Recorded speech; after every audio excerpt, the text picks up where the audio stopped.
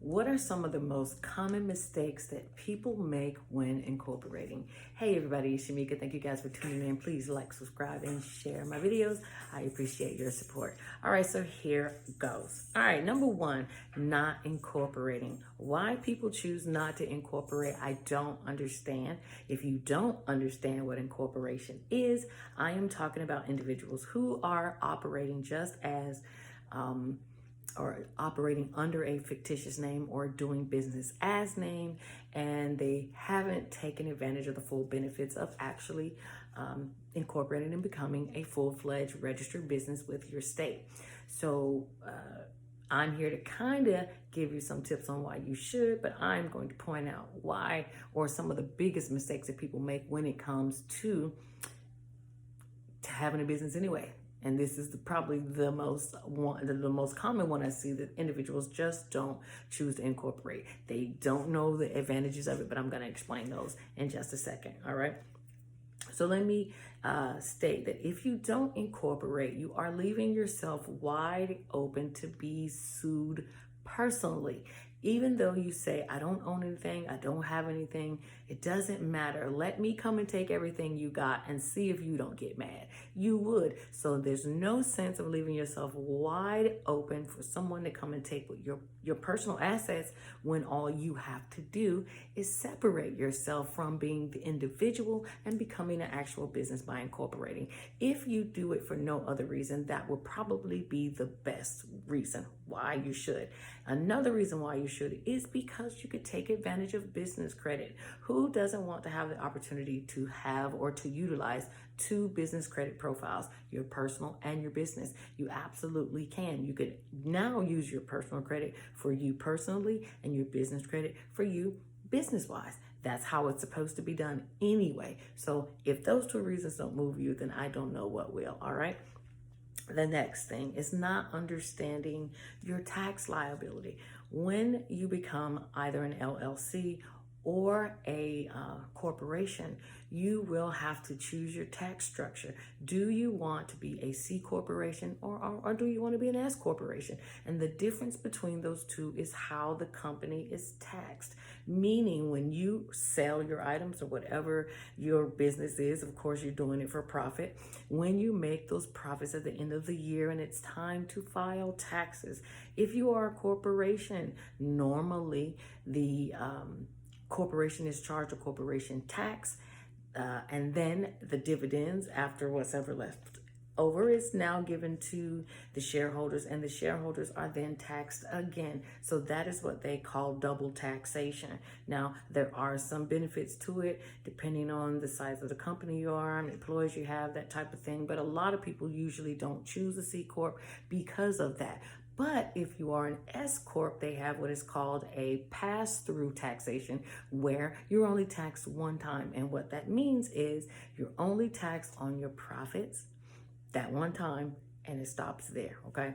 Now, another advantage to, I'm not even gonna say an advantage, but you should know your taxation situation, because it also matters when you go to file your taxes. Now, if you have an LLC gives you the opportunity to file a separate business tax, or you can add it to your 1040 personal taxes. A lot of people don't know that you're not supposed to carry the corporation onto your regular 1040 taxes. Just an LLC gives you the opportunity to do that. Just like if you had a nonprofit, although there is no S Corp or C Corp to choose from, but you can't carry that nonprofit on your taxes. One, it doesn't generate profit, and it's a separate form you have to turn in annually to the IRS. And things like that are very important that you need to know, because if not, you're going to be unsuccessful. You may lose some of those wonderful benefits you have. For example, if you don't report your, I believe it's IRS PF 990, I believe that's the form for nonprofits. If you don't file that annually, you could possibly lose your 501c3 status. And I believe if you don't do it for 3 years in a row, then you automatically, you lose your status until you finally send in those annual reports. But the fact that you didn't even know, some people don't, that you need to send that in every year, even if you don't make any income, even if you don't have any charitable contributions or anything, you still need to file showing 0, okay? So these things are important to know when starting your business.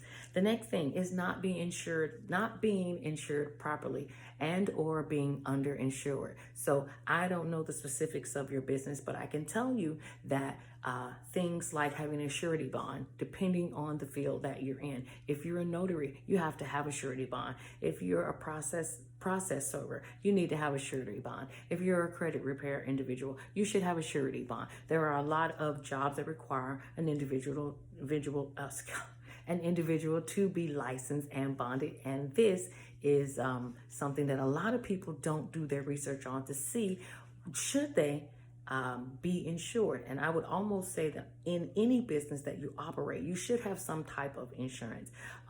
You can get business insurance. You can get auto insurance if you're using your car or vehicle for business purposes, or if you have a car that you got under your business, you need a separate type of insurance for that. So I would definitely check with an insurance agent. You can always tell them the type of business that you're in to see if you need any type of business coverage insurance. And the reason why is because we live in a society where people are sue happy. And if they can find a reason to sue you, they absolutely will, because who doesn't want easy money? Okay.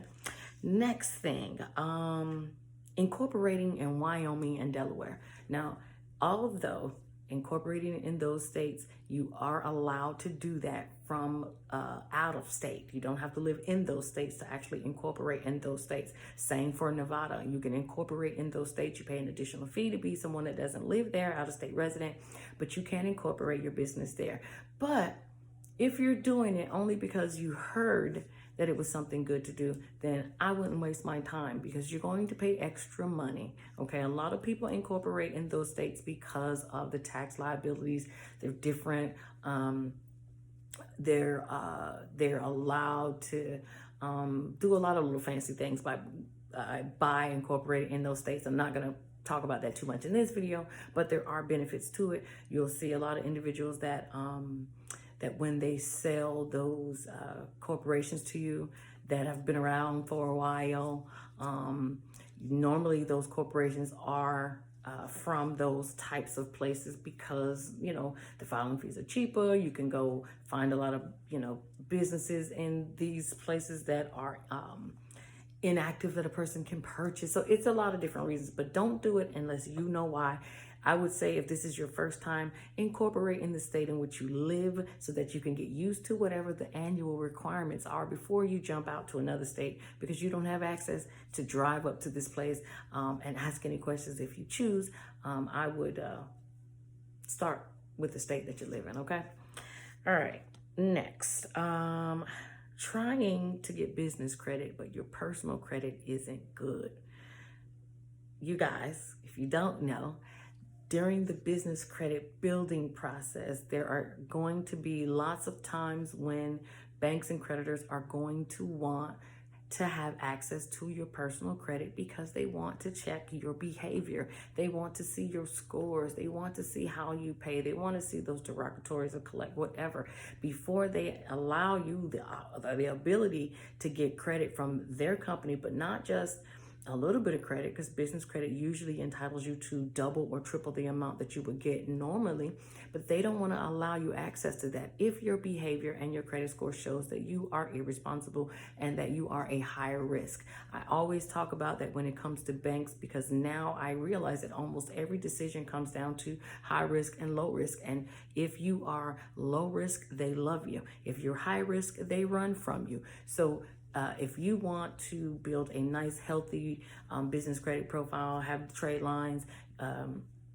yes, it's great to have net 30 vendors, and a lot of net 30 vendors may not look at your personal credit. But when you start going to get retail cards and credit cards, they are definitely going to want a personal guarantee, and that personal guarantee usually comes with a hard pull on your credit. So don't jump into business credit until your personal credit says that you are ready. All right. What's next? Not registering your business locally. Now, it's great that you register your business with your state, but if you don't go and take that next step, meaning going to get your local business tax receipt, I believe that's the term they use now. If you're not following through to get your local business tax receipt, so that you have the ability to sell whatever it is in your local county, you can be fined.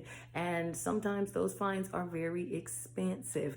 And they do that because they're going to teach you, because you're going to learn today that you were wrong for not doing what I'm telling you to do right now. So once you are incorporated in your state, go call down to your city hall and find out what is or how can you get your local business tax receipt or local business license, depending on the terminology that they use, so that you can make sure that you have that. Now, if you don't have a physical business location, sometimes you don't have to have one.